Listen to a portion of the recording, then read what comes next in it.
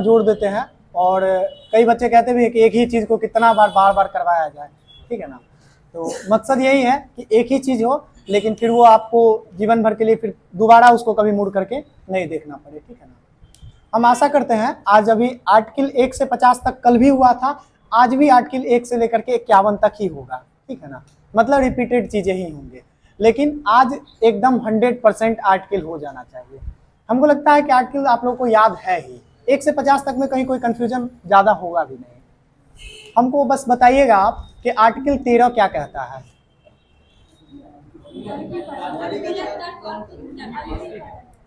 मूल अधिकार का अल्पीकरण है, मूल अधिकार का अल्पीकरण है ना। नहीं, ये थोड़े ना है, मूल अधिकार का अल्पीकरण थोड़े ना है। आर्टिकल 13 क्या कहता है कि जुडिशियल रिव्यू के बारे में है। किस चीज के बारे में है? जुडिशियल रिव्यू, यानी कि न्यायिक पूर्वारीक्षण जिसको बोलते हैं, ठीक है ना। मतलब न्याय के द्वारा जो निरीक्षण किया जाता है किसी भी कानून को, वो किस आधार पे किया जाता है? तो केवल और केवल इसी आधार पे किया जाता है कि क्या वह बनने वाला कानून मूल अधिकार का अल्पीकरण तो नहीं करता है, मूल अधिकार का अतिक्रमण तो नहीं करता है। इस आधार पे न्यायिक पूर्वारीक्षण जो किया जाता है, यह जो आदेश दिया गया है या फिर यह शक्ति जो दिया गया, किस आर्टिकल के तहत दिया गया है? आर्टिकल 13 के तहत दिया गया। आर्टिकल 8 में क्या है ये बताइएगा। आर्टिकल 8 में कितना साधारण है, अब 1 से लेकर 10 तक भी आर्टिकल नहीं याद है तब तो हो गया। आर्टिकल 4 क्या है? आर्टिकल 4 एकदम आसान, कितना आसान शब्द में आप लोग याद कर लिए। 1, 2, 3 जो है ना उसको लागू करवाने के बारे में प्रावधान है ना। चलिए इसको आज हम लोग सिलसिलेवार तरीके से देख लेते हैं। आज के बाद 1 से 50 तक में दिक्कत नहीं होगा। और मेनली अगर 10 आर्टिकल से प्रश्न पूछे जाएगा तो उसमें आप मैक्सिमम कोशिश कर, मैक्सिमम आप मान के चलिए कि 6 उसमें से जो पूछा जाएगा वो 1 से 50 के अंडर का ही रहेगा, ठीक है ना। 1 से 50 के अंडर का। अब बाकी उसके बाद जो इंपोर्टेंट है वो पूछा जाता है। भाग तो सब लोग को याद है ना, भाग में तो कहीं कोई अब कंफ्यूजन नहीं है ना। चलिए तो बताइएगा भाग 3 क्या कहता है? भाग 3 मौलिक अधिकार। भाग 2 क्या है? नागरिकता। भाग 1 क्या है?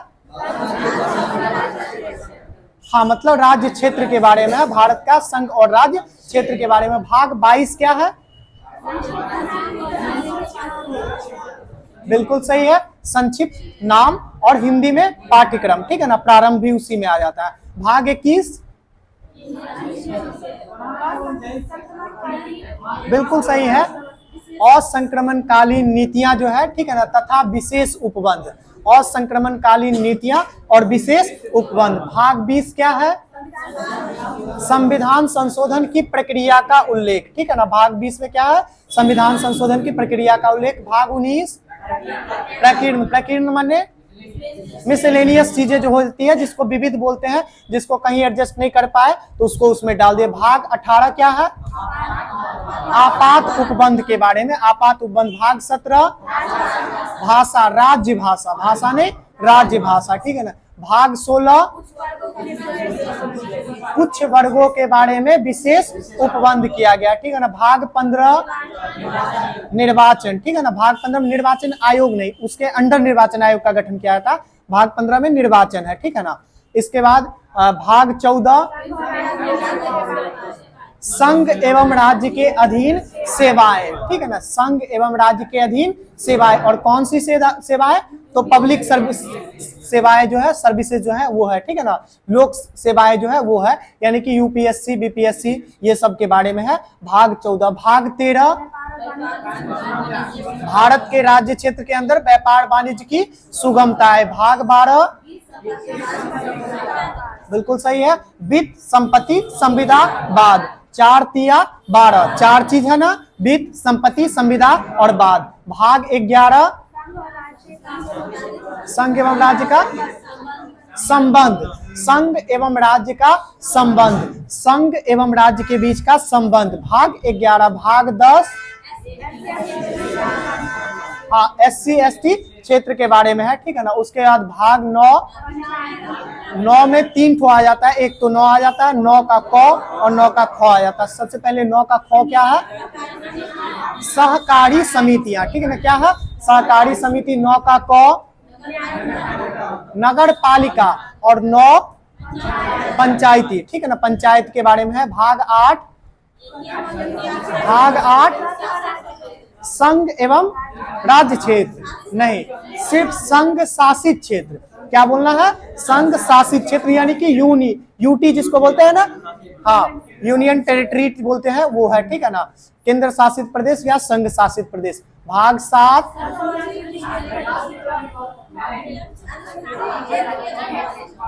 बिल्कुल सही है। अनुसूची 1 के सूची ख का राज्यों का लिस्ट, अनुसूची 1 के सूची ख के राज्यों का लिस्ट, इसको निरस्त कर दिया गया। कब निरस्त किया गया? 1956 में, 1956 में 7वां संविधान संशोधन, ठीक है ना। भाग 6 राज्य, भाग 6 राज्य, भाग 5 संघ, भाग 4 मौलिक कर्तव्य, नीति निरसक तत्व, और भाग 4 का क मौलिक अधिकार ना, मौलिक कर्तव्य, ठीक है, मौलिक कर्तव्य। भाग 3 मौलिक अधिकार, भाग 2, भाग 1, और भाग 19 क्या था? प्रकीर्णन था। भाग 19 क्या था? प्रकीर्णन। भाग 16 ठीक है, कुछ वर्गों के बारे में विशेष उपबंध, और भाग 18 क्या था? आपात उपबंध। भाग 21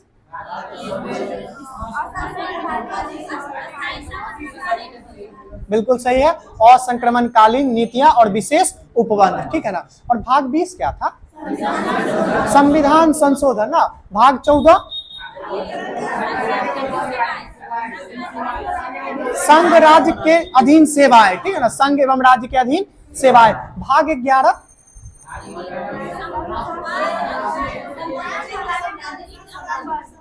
संघ और राज्य के बीच का संबंध, और भाग 13 क्या था?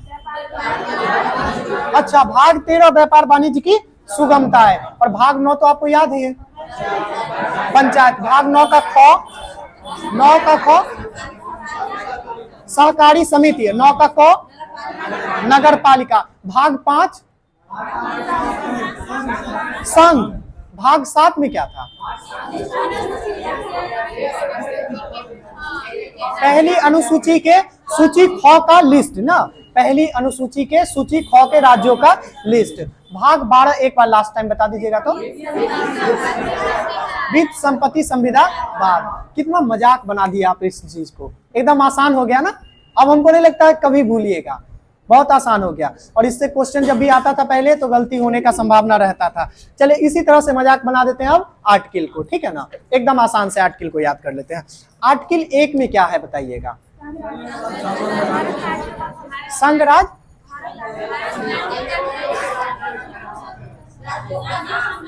अच्छा, भारत राज्यों का संघ है, ये आर्टिकल 1 है ना, भारत राज्यों का संघ है, आर्टिकल 1 है। आर्टिकल 2 क्या है?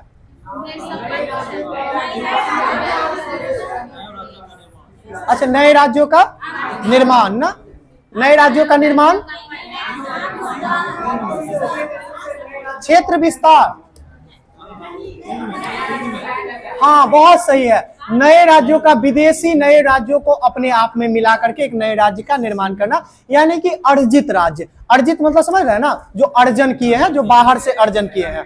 आपके पास 10 रुपया है, उसको कभी 2 रुपया करके 5 जगह रख ले रहे हैं, कभी 5-5 रुपया करके 2 जगह रख रहे हैं, तो ये सब क्या है? ये अर्जन थोड़े ना है, एक ही चीज है, इसी को आप तोड़ मरोड़ रहे हैं। लेकिन उसमें अगर 1 रुपया और कहीं बाहर से लाए तो 11 रुपया हुआ ना, तो 1 रुपया आप अर्जित किए, ठीक है ना। तो वही भाग 2 में क्या है? अर्जन है, बाहर से जो लाएंगे। जैसे हम लोग सिक्किम को लाए थे ना, बाहर से लाए थे ना, तो ये हम लोग अर्जन किए थे। ये किस अनुच्छेद के तहत?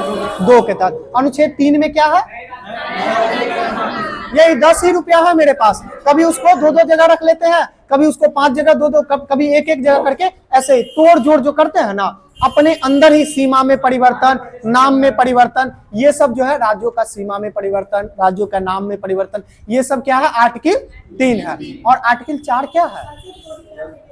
सांसद को यह अधिकार है कि आर्टिकल 1, 2, 3 को लागू करवा सके। यह अधिकार किसके पास है? सांसद के पास। मतलब इन तीनों को, ये दोनों जो काम है ना, जो बाहर से राज्य अर्जित करेगा या फिर तोड़ जोड़ जो करेगा, यह साधारण बहुमत से कौन कर सकता है? सांसद कर सकता है। ये आर्टिकल 4 है। आर्टिकल 5 क्या है? बिल्कुल सही है, नागरिकता के बारे में। अब जैसे ही भाग 2 आएंगे नागरिकता, भाग 2 जैसे आएंगे नागरिकता। भाग 1 कहां से कहां तक था? 1 से 4 तक। भाग 2 5 से 11 तक। भाग 3 12 से 35 तक, 12 से 35 तक। और भाग 4 36 से 51 तक। यहीं तक आप लोग आज हम लोग जो रहेंगे ना, ये यहीं तक भाग 4 तक ही रहेंगे, ठीक है ना। इसी को अच्छे से याद करेंगे। तो भाग 5 में क्या है? प्रारंभ में नागरिकता। भाग 6 क्या है? जब भारत का विभाजन हुआ तो पाकिस्तान से आने वाले व्यक्ति को जो हम लोग नागरिकता दिए, वो किस आर्टिकल के तहत? भाग 6। भाग 7 यहां से जाने वाले लोगों के लिए, यहां से जो जाने वाले लोग हैं उनका नागरिकता तो नाम तो काटना होगा ना, तो ये किस में है? भाग 6 में ना, भाग 7 में, भाग 7 में। अच्छा भाग बोल रहे हैं, सॉरी, आर्टिकल में। अब हम लोग आ चुके हैं कहां पे? आर्टिकल में, ठीक है ना, अनुच्छेद में आ चुके हैं। तो ये कौन सा अनुच्छेद हो गया? अनुच्छेद 7 हो गया। अनुच्छेद 7 के बाद अनुच्छेद 8 क्या है? विदेश जाने वाले व्यक्तियों की नागरिकता बनी रहेगी। मान लीजिए हम 2 साल के लिए अमेरिका गए, तो हमारा भारत से नाम काट देगा क्या? नहीं ना, घूम फिर के फिर हम आएंगे ना। लेकिन वही 7 साल से ज्यादा रह गए तो इस पे विचार किया जाएगा, हमसे पूछा जाएगा क्या वही रहना है, क्या ना है। तो फिर ये कौन सा अनुच्छेद है? भाग 8, सॉरी अनुच्छेद 8 है, अनुच्छेद 8 है। इसके बाद अनुच्छेद 9 क्या है? नहीं, हाँ बिल्कुल सही है। मतलब हाँ, इसको ऐसे याद रख लीजिए कि सनम अगर तुम किसी और की हुई तो मेरे दिल से स्वतः उतर जाओगी, ठीक है। मतलब आप किसी दूसरे देश की नागरिकता लिए तो यहाँ से आपका नागरिकता स्वतः समाप्त हो जाएगा। कौन सा अनुच्छेद है ये? 9 है। अनुच्छेद 10 क्या है? अनुच्छेद 10 क्या? पंजीयन के द्वारा रजिस्ट्रेशन करवा करके जो नागरिकता ली जाती है वो कौन सा है? 9 है। 10 है, 10 है अनुच्छेद 10। और 11 क्या है?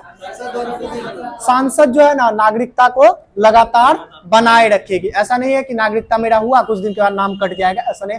नागरिकता लगातार बना हुआ रहेगा, जिसको मिल गया उसका बना हुआ रहेगा। ये कौन सा है? 10 है। 11 है, 11। इसके बाद अब चलेंगे कहाँ पे? 12। अब कहाँ चलेंगे?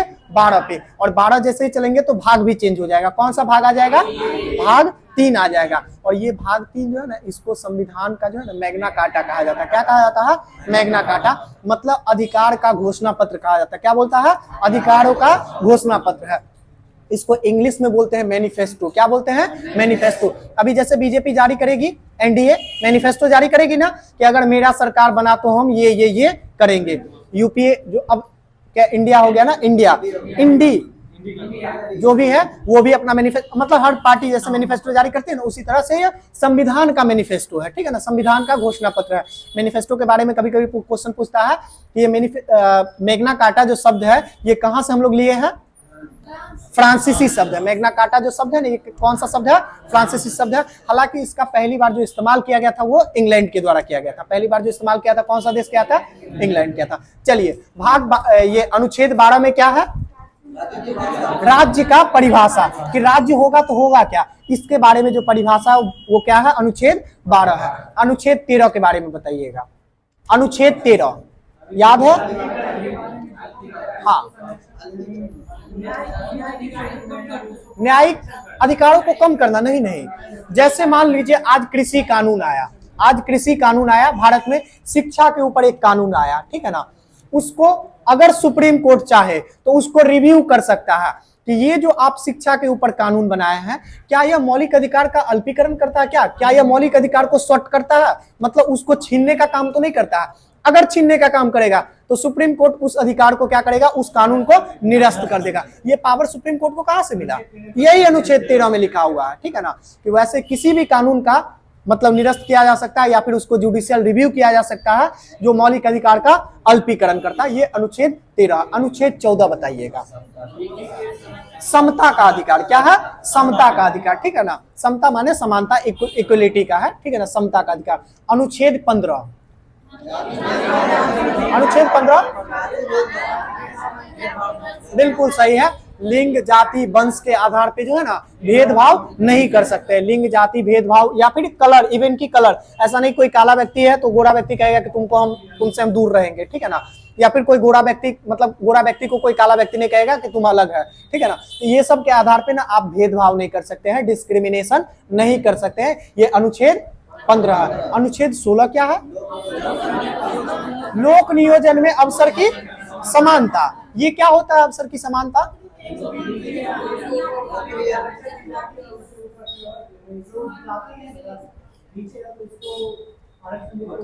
आरक्षण देकर के ऊपर किया जाएगा। ये तो बोल रहा है कि लोक नियोजन, लोक मतलब सर्विस में, नियोजन मतलब रिक्रूटमेंट में, अवसर की समानता, नियुक्ति में सबको समान दृष्टि से देखा जाएगा। फिर ये आरक्षण कहां से आ गया? रिजर्वेशन इसी में आगे है, इसी में आर्टिकल 16 के 4 में बिल्कुल सही है। इसी आर्टिकल में ना अपवाद है, इसी आर्टिकल में संशोधन करके अपवाद में लिखा गया, ठीक है ना, कि कुछ वर्गों को आप आरक्षण दे सकते हैं, ठीक है ना। आरक्षण का बार बार सुप्रीम कोर्ट उसको सेट भी करता है कि कितना आप दे सकते हैं, ठीक है ना। ये इसी में है। तो जब भी आरक्षण से संबंधित कोई भी संशोधन होगा तो आर्टिकल 15 में भी संशोधन करना पड़ेगा, 15 के 4 में, और 16 के 4 में भी संशोधन करना पड़ेगा। क्योंकि 15 में भी कहता है कि भेदभाव नहीं करना है, किसी भी आधार पे आप भेदभाव नहीं कर सकते हैं। तो एक को आप आरक्षित कर रहे हैं और दूसरे को नहीं कर रहे हैं, तो इसमें फिर आगे क्लॉज जोड़ा गया 15 का 4, 16 का 4, उसमें यह विशेष प्रावधान किया गया। बाकी लोक नियोजन में अवसर की समानता, ऐसा नहीं है कि जैसे कि समस्तीपुर का अगर मान लीजिए कि यहाँ के समाहरण न्यायालय में कोई अगर वैकेंसी निकलती है तो ऐसा नहीं कर सकता बाद किसकी, सिर्फ जो है ना काशीपुर एरिया के जो लोग हैं वही लोग इसमें फॉर्म अप्लाई करेंगे। ये अवसर की समानता नहीं हुई, सबको अवसर मिलना चाहिए। जो उसमें ज्यादा मेधा क्रम में आगे है उसका रिक्रूटमेंट किया जाएगा, ठीक है ना। तो लोक नियोजन में अवसर की समानता। उसके बाद 17 बताइएगा। अस्पृश्यता का अस्पृश्यता, अस्पृश्यता, स्पर्श का मतलब होता है छूना, स्पर्श का मतलब क्या होता है? छूना। और अ का मतलब अ लगा देते हैं तो इन हो जाता है ना, मतलब कि नहीं शब्द का जिक्र हो जाता है, तो मतलब बिना छुए हुए, ठीक है ना। ये छुआछूत जो होता था ना पहले, अब तो समस्या कम गई है, लेकिन पहले ये समस्या बहुत ज्यादा थी, ठीक है ना। तो इसके अस्पृश्यता को अंत किया गया कि आप किसी को ऐसा जो कह रहे हैं कि तुम हमको नहीं छुओ, तुम हमको छू देगा ना तो हम मतलब कुछ अलग हो जाएंगे, ठीक है ना। तो इसको जो है ना कानून बना करके निरस्त कर दिया गया और अस्पृश्यता का अंत कर दिया गया, इनटचेबिलिटी को अवैध घोषित किया गया, ठीक है ना। ये किस अनुच्छेद के तहत? 17। अनुच्छेद 18 क्या है? उपाधियों का अंत। ये उपाधि भी बहुत बड़ा टेंशन था, ठीक है ना। जब भारत आजाद हो गया उसके बाद उपाधि जो है ना ये भी बहुत बड़ा टेंशन था। सीधे बोलता तुम हमको पहचानता है हम कौन है?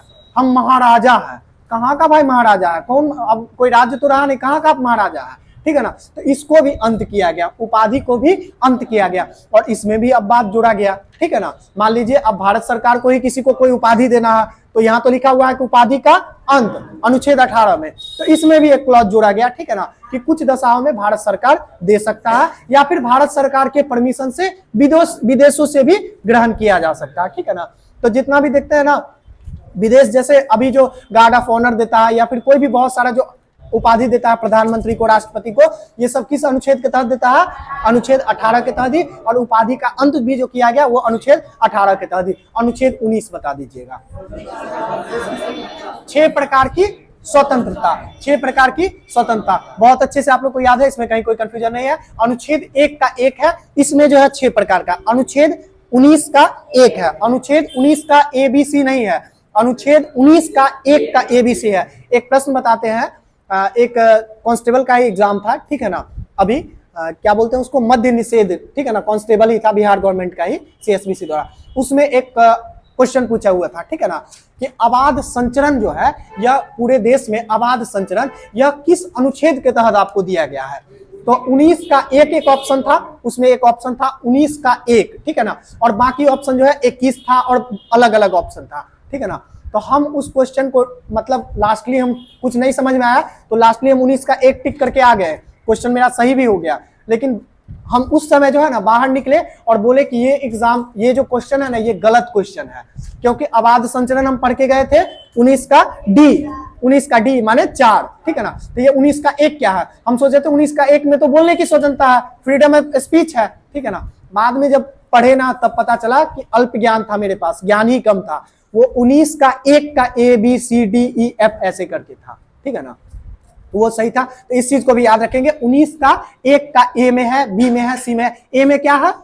बोलने की स्वतंत्रता। आप कहीं भी कुछ भी बोल सकते हैं, कुछ गलत नहीं बोले। ऐसा नहीं कि रोड पे खड़ा हो जाए और गाली देना चालू कर दे, ठीक है ना, ऐसा नहीं। जो बोलने योग्य हो, ठीक है ना, जो बोलने योग्य हो वो आप बोल सकते हैं। आपको बोलने की स्वतंत्रता है। आप किसी के भी ऊपर उंगली उठा सकते हैं, सवाल पूछ सकते हैं, ठीक है ना। इवन की राइट टू इंफॉर्मेशन जो आती है वो भी 19 के एक के अंतर्गत ही आती है। सूचना का अधिकार जो आता है ना, 2005 में जो कानून बनाना पड़ा, ये भी किस अनुच्छेद के तहत कानून बना? 19 के एक के ए के तहत। 19 के एक के ए के तहत। और इसी में एक और क्लॉज बाद में जोड़ा गया है, ठीक है ना। 19 का एक का ए का ए, मतलब ए में एक क्लॉज जोड़ा गया, ठीक है ना। ए में एक क्लॉज जोड़ा गया, और वो किस चीज के लिए जोड़ा गया? झंडा फहराने के लिए। जैसे ये अपना इंस्टीट्यूट है ना, इस पे भी अगर चाहे तो आप झंडा फहरा सकते हैं। इवन कि आपके घर पे भी आपको अगर मन हो तो आप झंडा लगा सकते हैं, ये आपको कोई नहीं रोकेगा। ये सुप्रीम कोर्ट आदेश दे दिया है, ठीक है ना। चलिए, इसके बाद 19 का एक का बी में क्या है? शांतिपूर्वक सभा करने। बोलिएगा, लोग सुनेंगे, सभा होगी तभी ना। 19 का एक का सी क्या है? संघ बनाने का। सी से संघ याद रख लीजिएगा। पहले बोले, फिर लोग सुना, फिर आप संघ बनाए। लोग सुने तो आप ग्रुप बना लीजिए ना, संघ, समूह बना लीजिए। ये 19 का एक का सी है। 19 का एक का डी क्या है? अगर आप संघ बना लिए हैं तो मन होगा कि उस संघ को और विस्तार किया जाए, तो आप पूरे देश में घूम घूम के उसका प्रचार प्रसार करने के लिए घूम सकते हैं। आपको कोई मना नहीं करेगा। मन है सिक्किम जाइए, मन है अरुणाचल प्रदेश जाइए, मन है जम्मू कश्मीर जाइए, मन है पंजाब जाइए, आपको कोई रोकेगा टोकेगा नहीं, ठीक है ना। इसके बाद अगर आप कहीं पे गए हैं और वो जगह आपको अच्छा लग गया तो बस जाइए। 19 का एक का ई, डी में तो घूमे, ई में बस सकते हैं। उसके बाद 19 का डी के बाद क्या आता है? ई आता। ई के बाद एफ आता है ना, तो संपत्ति रखने का अधिकार। संपत्ति रखने का जो अधिकार था, देखिए दो जगह संपत्ति रखने का अधिकार दिया गया था। एक तो दिया गया था कहां पे? मौलिक अधिकार के अंतर्गत। मौलिक अधिकार के अंतर्गत दिया गया था 19 का एक का एफ में, और एक जगह आर्टिकल 31 में भी दिया गया। लेकिन दोनों जगह जो संपत्ति है ना, वो अलग अलग संपत्ति है। संपत्ति आपके पास दो तरह का हो सकता है, या तो आप अर्जन करें या तो आपके फादर से मिले। मतलब आपके अगर फादर से भी मिलेगा तो वो भी तो संपत्ति ही है ना। तो दोनों का अलग अलग, दोनों का डिफाइन किया गया, ठीक है ना। तो 19 का एक का एफ में जो संपत्ति की बात की गई, वो किस तरह का संपत्ति था? नहीं, पैतृक संपत्ति। पैतृक संपत्ति थी वो, जो है ना, मतलब आपके वंशानुगत जो संपत्ति थी वो था। और वही 31 में जो संपत्ति है वो अर्जित संपत्ति। और दोनों को निरस्त कर दिया गया। दोनों को निरस्त कर दिया गया। कब निरस्त किया गया?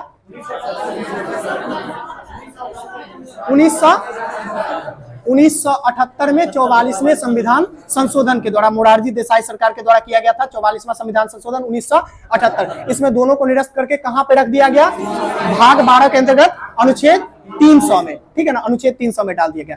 चलिए, इसके बाद आता है अनुच्छेद 19 का एक का जी। एफ के बाद जी। जी से बताए थे क्या? जीविकोपार्जन, ठीक है ना। मतलब जीविकोपार्जन मतलब किसी भी काम धंधा को, छोटा मोटा काम धंधा आप कर सकते हैं, और यह आपका मौलिक अधिकार है। आप कोई भी छोटा मोटा काम चला सकते हैं, जैसे एक दुकानी को लिए, एक रेहड़ी लगा लिए कहीं पे, यह आपका मौलिक अधिकार है। इससे आपको कोई वंचित नहीं कर सकता है। ये आपको संविधान में अनुच्छेद 19 के एक के जी में मिला है। चलिए आगे चलते हैं। अनुच्छेद 20। अनुच्छेद 20 क्या है? कुछ दशा, देखिए जैसे कि कोई भी अपराध किए तो कोई भी अपराध किए तो हम अपराधी नहीं है, तब तक अपराधी नहीं है जब तक कि अपराध का दोष सिद्ध ना हो जाए। तब तक हम अपराधी नहीं माने जाएंगे जब तक हम अपराध का दोष सिद्ध ना हो जाए। तो जब तक अपराध का दोष सिद्ध नहीं हो गया तब तक हमको प्रोटेक्ट करके रखना होगा। नहीं तो मान लीजिए इसी सामने नीचे दुकान में हम चोरी कर लिए, वहीं पे लोग मिल करके हमको कूट देगा, ठीक है ना। तो ये मौलिक अधिकार है हमारा कि इसके लिए जब तक वो सिद्ध ना हो जाए कि चोरी हम ही ने किया या फिर अपराध हम ही ने किए, तब तक हमको लॉ एंड ऑर्डर जो है वो प्रोटेक्ट करके रखेगा। ये कौन सा अनुच्छेद है? अनुच्छेद 20 है, ठीक है ना। तो अपराध के लिए दोष सिद्धि के लिए संरक्षण जो मिलेगा वो अनुच्छेद 20 के तहत मिलेगा। अनुच्छेद 21 क्या है? प्राण एवं, हाँ करवा 5 मिनट है, हाँ बोल देंगे, ठीक ठीक।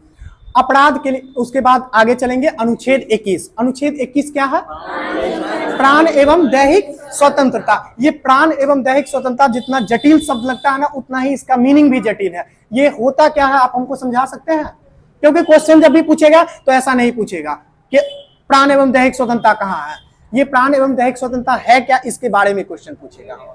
क्या होता है ये प्राण एवं दैहिक स्वतंत्रता? कोई भी व्यक्ति फांसी नहीं लगा सकता है। और भारत सरकार जो फांसी देती है उसके बारे में क्या, फांसी नहीं लगा सकते, बिल्कुल सही है। कोई भी व्यक्ति, अच्छा खुद से नहीं लगा सकते, लेकिन सरकार अगर चाहेगा तो फांसी लगा सकता है, क्राइम के लिए दिया जाता है। बिल्कुल सही आप पॉइंट पे जा रहे हैं, ठीक है ना। ये जो है ना क्या बोलते हैं इसको, प्राण एवं दैहिक स्वतंत्रता, ठीक है ना। इसको थोड़ा सा और आगे आप ले चलिए। प्राण एवं दैहिक स्वतंत्रता जो है ना, ये जो है नियम के द्वारा ही किया जा सकता है। आपका जो अगर मान लीजिए किसी का अगर प्राण लेना है, यानी कि अगर उसको मृत्यु देना है, तो विधि द्वारा स्थापित प्रक्रिया जो है उसी प्रक्रिया के तहत दिया जाएगा, अन्यथा दूसरी प्रक्रिया से नहीं। जैसे मस्टर्ड गैस के बारे में सुने थे, विश्व युद्ध में यूज हुआ था, प्रथम विश्व युद्ध में मस्टर्ड गैस यूज हुआ था, वो भी तो प्राण लेने का ही काम कर रहा था, तो उसी से प्राण दे देता। क्या जरूरी है ये फंदा वंदा लगाने का, या फिर कोई एक इंजेक्शन दे देता, बात खत्म है, अपराधी खत्म हो जाता। नहीं, ऐसा नहीं कर सकते हैं। प्राण एवं दैहिक स्वतंत्रता है कि आपका प्राण का और देह का स्वतंत्र, मतलब कि इसका रक्षा करेगा कौन, भारत सरकार करेगा। ये आपका मौलिक अधिकार है। यदि आपको मृत्यु दंड देना है तो विधि द्वारा स्थापित जो प्रक्रिया है, प्रोसीजर एस्टेब्लिश्ड बाय लॉ, क्या है, procedure established by law. Even की प्रिवेंशन डिटेंशन में भी अगर किसी को अगर फांसी का सजा देना है तो जो विधि द्वारा स्थापित प्रक्रिया है उसी प्रक्रिया से दे सकता है। ऐसा नहीं कि सरकार कहेगा कि बहुत झमेला है, उसको ले जाओ, नहाओ, कपड़ा पहनाओ, फिर उससे अंतिम इच्छा पूछो, फिर उसको फांसी दो, फिर डॉक्टर उसको सर्टिफाई करे, एक इंजेक्शन दो, बात खत्म। ऐसा नहीं कर सकते हैं, क्योंकि ये हमारा मौलिक अधिकार है। हम अपराधी हैं, दोष भी सिद्ध हो गया, हमको फांसी देना भी है, लेकिन फांसी उसी प्रक्रिया के द्वारा देगा, ऐसे जान नहीं ले सकता। अनुच्छेद 21 अपना जो मौलिक अधिकार है उसमें बहुत ही इंपॉर्टेंट अधिकार है, ठीक है ना। समय समय पर सुप्रीम कोर्ट इसका व्याख्या करते गया है कि क्यों ये इंपॉर्टेंट है। इसमें हर समय में बहुत सारा संशोधन किया गया, बहुत सारा चीज इसमें जुटते गया, इसमें से कुछ हटा नहीं है, जुटते गया है, ठीक है ना। इसी के अंतर्गत बहुत सारा जब चीज जुटा तो इसी में आ जाता है। आप लोग पढ़ते हैं कि अगर आप मनपसंद के व्यक्ति से शादी करना चाहते हैं, दोनों के राजी से, तो ये भी आपको कानून प्रोटेक्ट करेगा। किस अनुच्छेद के तहत, अनुच्छेद 21 के तहत, अनुच्छेद 21 के तहत। इसके बाद आपको स्वच्छ वायु इस्तेमाल कराएगा, क्योंकि प्राण तो लेना है नहीं, प्राण का स्वतंत्र मतलब प्राण का रक्षा करना है, तो प्राण का रक्षा करेगा, कार्बन डाइऑक्साइड में सांस लिवाएगा तो मर तो जाएंगे ही, ठीक है ना। तो आपको स्वच्छ वायु भी उपलब्ध करवाएगा राज्य सरकार। ये भी जो है ये किस अनुच्छेद के तहत, अनुच्छेद 21 के अंतर्गत, ठीक है ना। आपको भरपूर नींद, मतलब भरपूर नींद का मतलब ऐसा नहीं कि 24 घंटा भाई हम सुतबे करेंगे, ठीक है ना, लेकिन मिनिमम जो 6 घंटा 8 घंटा का नींद का कोटा है, उस नींद के कोटा में कोई अगर दखल डालता है तो आप सीधे पहुंच जाइए सुप्रीम कोर्ट, ठीक है ना, कि हमारे मौलिक अधिकार का हनन किया गया है भाई साहब। हम सोते हैं, हमको ठीक से सोने नहीं दिया जाता है, ठीक है ना। ये आपको सुप्रीम, ये 2010 का जजमेंट है सुप्रीम कोर्ट का, इसमें हंसिए नहीं। ये सोने के बारे में जो है सुप्रीम कोर्ट का अच्छा खासा जजमेंट है। 2010 में रामलीला मैदान में सब सोया हुआ था, पानी जाके छीट दिया था, सब बोला कि पहुंच गया सब सुप्रीम कोर्ट पर, चलो बोलो चला चलो सब आदमी चलते हैं, सुप्रीम कोर्ट सब चला गया, ठीक है ना। वहां पे PIL डाल दिया कि हम लोग को सोने नहीं दिया गया, हम लोग सोए हुए थे, ट्रेन से जग के आए थे, रात में 3 बजे सोए और 4 बजे में हम लोग के शरीर पर जो है बोला कि मैदान को खाली करो, इसके लिए पानी उझिल दिया, ठीक है ना। तो सुप्रीम कोर्ट उसमें जारी किया कि आर्टिकल 21 के तहत ये भी प्राण एवं दैहिक स्वतंत्रता के अंतर्गत आ जाता है। हो सकता है वो आदमी नहीं सोएगा, हार्ट अटैक से मर जाएगा, ठीक है ना। तो ये भी भारत सरकार का कर्तव्य बनता है। तो ये सब जो है ना सब किस में आ जाता है, आर्टिकल 21 में। और भी बहुत तरह की हिडन स्वतंत्रता है। ये 19 से लेकर के और 22 तक जो है ना, इसको क्या बोलते हैं, स्वतंत्रता का, मतलब कि स्वतंत्रता का जो है सो अनुच्छेद है। स्वतंत्रता का अनुच्छेद 19 से लेकर के 22 तक है, तो इसी के अंतर्गत 21 आता है। अब 22 बताइएगा, 22 क्या है।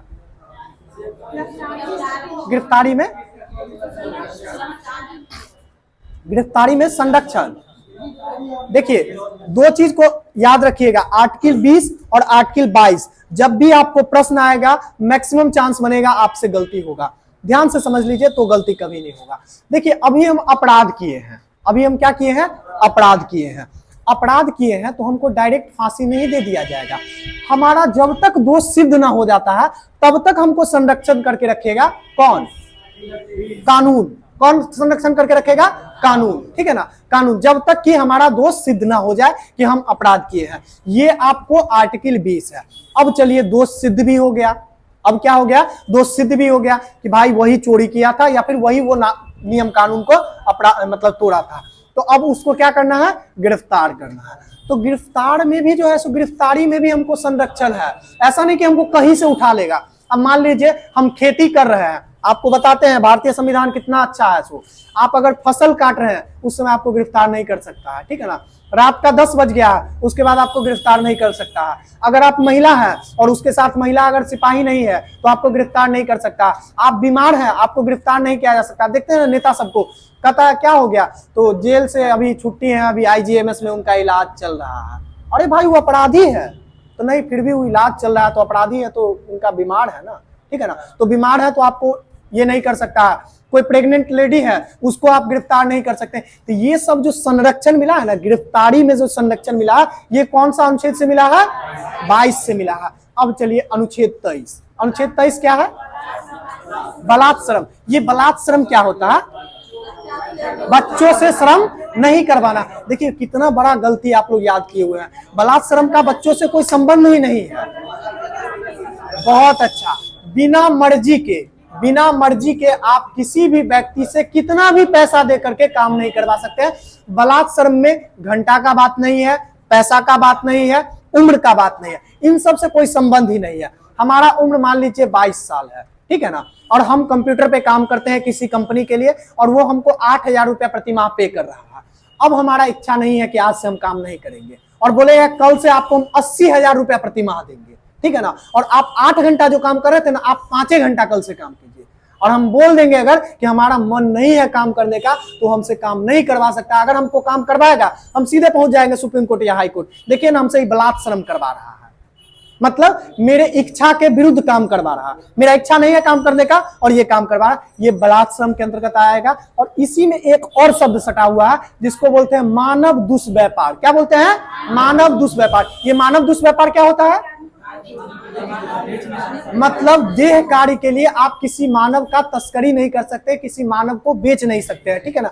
मान लीजिए कि हम किसी मजदूर को 8,000 रुपए प्रति माह पे रखे हुए हैं, ठीक है ना, और उसका काम का स्किल इतना है कि उसको 80,000 रुपया पर माह मिल सकता है। तो उसको हम क्या करेंगे, यहां से ले जा करके इराक में, सऊदी अरब में कहीं पे किसी कंपनी में बेच देंगे और उसको 8,000 रुपया पर माह देंगे। बोलेंगे भाई तुम जितना काम करता था उतना काम करो।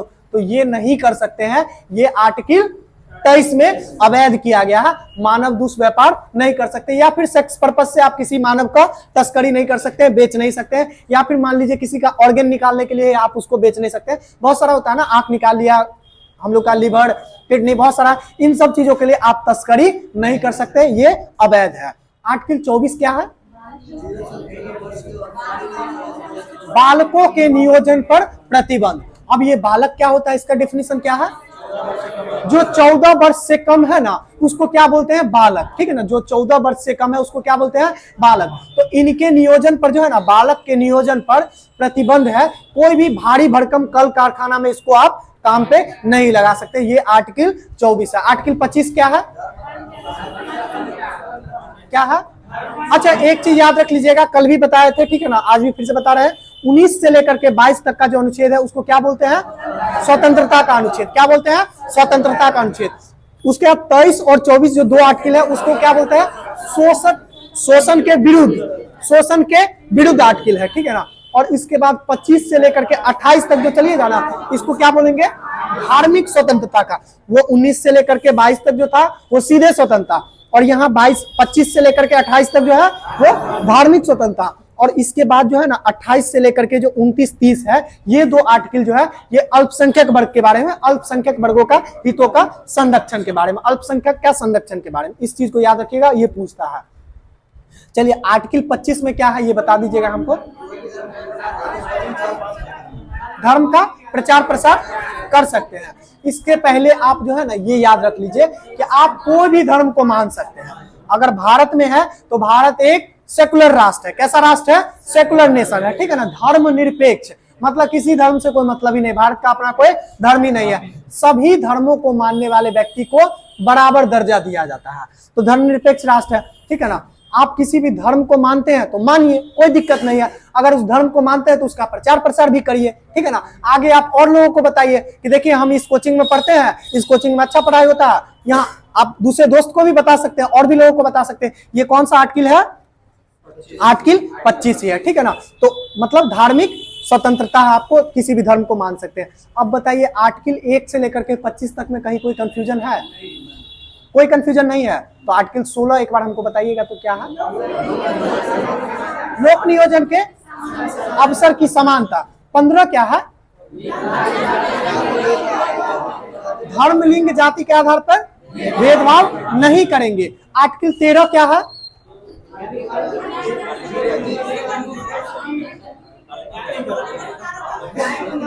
हाँ, जुडिशियल रिव्यू, ठीक है ना। मौलिक अधिकारों का अल्पीकरण करने वाले किसी भी कानून का जुडिशियल रिव्यू किया जा सकता है, ठीक है ना।